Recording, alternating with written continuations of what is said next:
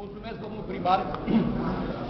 Să știți că această carte nu ar fi fost posibilă dacă nu ar fi fost domnul primar Constantin Boșcodeală, care ne ajută pe noi revoluționarii, ajută oamenii de cultură, ajută toată localitatea cu tot ce poate.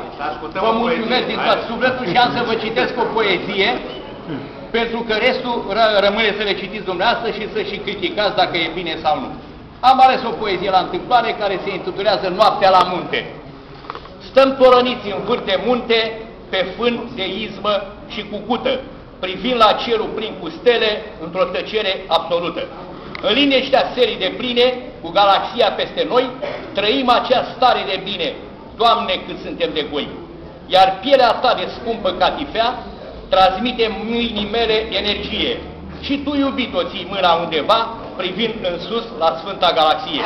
Îți mângâi sânii, coața și piciorul, privind un punct din univers. Devine-i noaptea și izvorul, ești foc și patimă și vers. Acoperiți cu praf de stele, continuăm jocul în doi, sorbindu-ți roa de pe piele, e bine că suntem doar noi. Eu și cu tine în vârf de munte, pe fânul de curând cosit, te pup pe gleznă și pe frunte, o noapte întreagă ne-am iubit.